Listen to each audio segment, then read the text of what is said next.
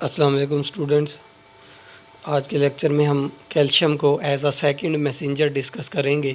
اس سے پہلے لیکچر میں ہم انوسیٹول فاسفولیپڈ سسٹم کے اندر کیلشیم کو as a third messenger discuss کر رہے تھے، تو یہاں پر سیکنڈ میسنجر کے طور پر کچھ ایگزامپلز ہم دیکھیں گے۔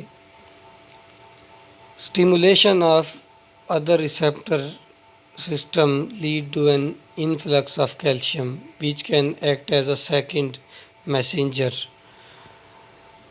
کبھی کبھار ایسا بھی ہوتا ہے کہ میمبرین کی اگر کسی ہارمون کی وجہ سے اسٹیمولیشن ہوتی ہے، میمبرین کے اوپر ہارمون آ کر اٹیچ ہوتا ہے تو کچھ گیٹس اوپن ہوتے ہیں، جیسے کہ کیلشیم کے گیٹس۔ تو کیلشیم کی انفلکس کی وجہ سے کیلشیم اندر آ کر سیکنڈ میسنجر کے طور پر کام کرتا ہے، کیونکہ ہارمون تو انٹر ہو نہیں سکتا انسولوبل ہونے کی وجہ سے یا انپرمیبل ہونے کی وجہ سے، تو اس وجہ سے کیلشیم اندر آ کے سیکنڈ میسنجر کا کام کرتا ہے۔ تو اس میں ایک ڈائیگرام ہے جس کو ڈیٹیل سے دیکھتے ہیں۔ اس ڈائیگرام میں کیلشیم صرف یہاں پر سیکنڈ میسنجر کے طور پر کام کر رہا ہے۔ باہر سے کیمیکل سگنل آیا، باہر سے کیلشیم انسائڈ انٹر ہوا، اب کیلشیم اندر آ کے اپنے فنکشنز کرے گا۔ کیلشیم کیا کر رہا ہے؟ کیلموڈیولین کو CAM کو ایکٹیویٹ کروا رہا ہے۔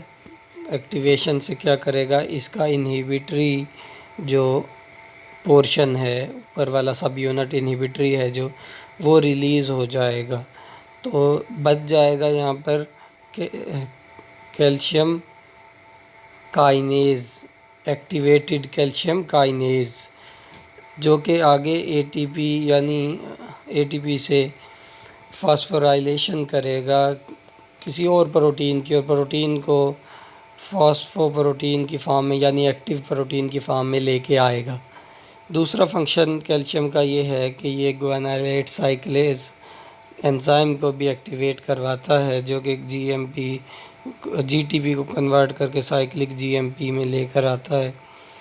پھر آگے چل کے یہ پروٹین کائنیز G کو ایکٹیویٹ کرواتا ہے۔ پروٹین کائنیز G اپنا فنکشن پرفارم، جو بھی اس کے ذمے فنکشن ہوگا اس کو پرفارم کرنے کے لیے فاسفورائلیٹ کرے گا کسی اور پروٹین کو، اور فاسفو پروٹین کی فارم میں یعنی ایکٹیو فارم میں کنورٹ کر دے گا۔ اس کے علاوہ جو فنکشن ہے کیلشیم کا وہ یہ ہے کہ یہ C کائنیز ٹروپونین C کو ایکٹیویٹ کرواتا ہے، اور کیلشیم ڈیپینڈنٹ جتنی بھی پروٹینز ہوں گی ان کے ساتھ جا کر اٹیچ ہو جائے گا اور ایکٹیویٹ کروائے گا۔ تو اس طرح سے کیلشیم جو ہوتا ہے وہ سیکنڈ میسنجر کے طور پر بھی کام کرتا ہے۔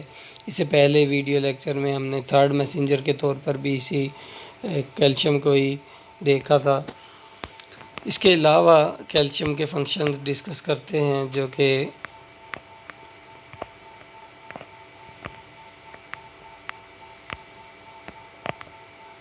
ایڈرینو ریسیپٹرز کے اوپر جب ایپینیفرین آ کر اٹیچ ہوتی ہے تو سلائیوری گلینڈز کے اندر کیلشیم کا انفلکس ہوتا ہے۔ کیلشیم چینلز کے اوپن ہونے کی وجہ سے ان کی پلازما میمبرین میں جو چینلز ہوتے ہیں، plasma membrane depolarization causes opening of channel in muscle cell.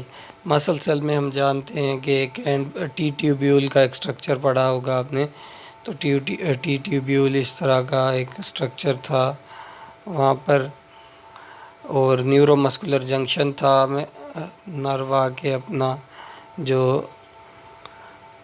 Messenger تھا یعنی ایسیٹائل کولین ریلیز کرتی تھی، اور اس کے اندر سارکوپلازمک ریٹیکولم اسپیشل ٹائپ کے انڈوپلازمک ریٹیکولم سے کیلشیم کے چینل اوپن ہوتے تھے اور کیلشیم ریلیز ہو کے آ جاتا تھا، ٹروپونین پروٹین کے ساتھ اٹیچ ہوتا تھا۔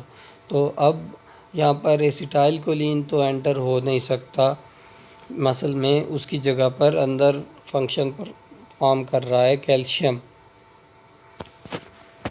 تو یہ ایک چھوٹا سا ٹاپک تھا calcium as a second messenger, یعنی functions of calcium as a messenger in cell. امید ہے اس ٹاپک کی سمجھ آ گئی ہوگی آپ کو۔